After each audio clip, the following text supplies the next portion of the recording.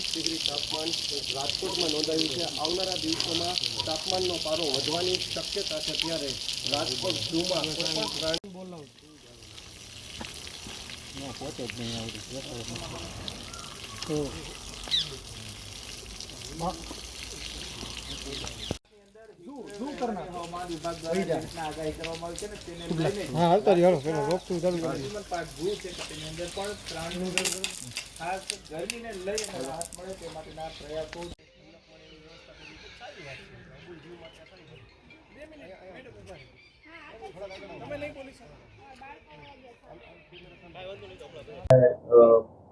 સૌરાષ્ટ્રમાં હીટવેવની આગાહી પડી છે।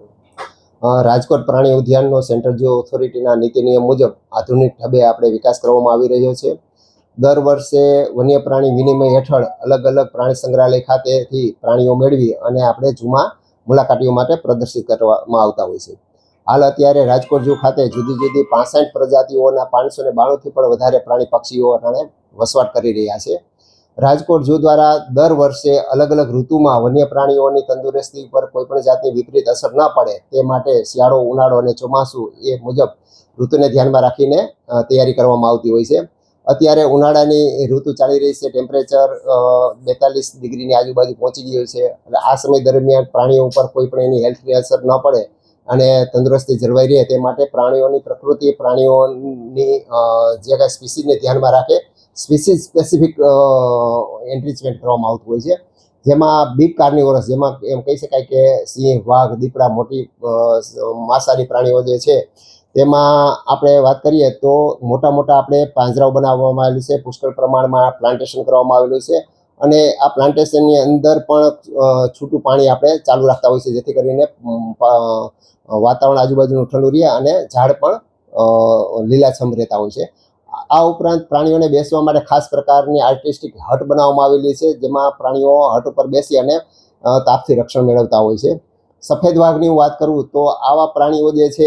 એને પાણી ખૂબ જ પસંદ હોય છે। આવા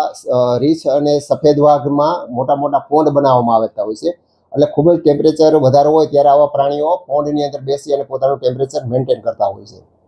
આ ઉપરાંત પક્ષીઓની વાત કરું તો પક્ષીઓના પાંજરાઓની અંદર ખાસ કરીને આપણે સૂકું ઘાસ અને ગ્રીન નેટની ઢાક કરી અને આપણે એને પાંજરાને કેમોફ્લાઇઝ કરતા હોય છે અને આ ઉપરાંત પક્ષીઓના પાંજરાની અંદર ફોગર સિસ્ટમ પણ ગોઠવવામાં આવતી હોય છે, જેથી કરીને સમયાંતરે એમાં સિસ્ટમ ચાલુ રહે અને આજુબાજુનું વાતાવરણ ઠંડુ રહેતું હોય છે। હરણકુળની વાત કરું તો હરણકુળના જે પ્રાણીઓ જે છે એ જંગલ સ્વરૂપે જ આપણે એના પિંજરા બનાવેલા હોય છે અને સારું એવું પ્લાન્ટેશન કરી અને કોઈ પણ જાતનો તડકો ન લાગે અને ઝાડને પણ પુષ્કળ પાણી મળી રહે એટલા માટે સતત પાણીનો છંટકાવ ચાલુ રાખતા હોય છે। હું પ્રાઇમેટની વાત કરું, જુદા જુદા પ્રકારના રીંછ જે ફ્રૂટ ખાતા હોય છે, આવા ફ્રૂટ ખાતા પ્રાણીઓ માટે એને આપણે ખાસ પ્રકારના ડીપ ફ્રીજની અંદર એના ફ્રૂટના ટુકડાઓને મોલ્ડ કરી અને આઈસ કેન્ડીના રૂપની અંદર બપોર પછીના સમયે આપણે એને આઈસ કેન્ડી ખવડાવતા હોય છે, એટલે પ્રાણીઓ પણ ખુશ રહેતા હોય છે, એક્ટિવ રહેતા હોય છે અને મુલાકાતીઓ પણ જોઈને પ્રભાવિત થતા હોય છે।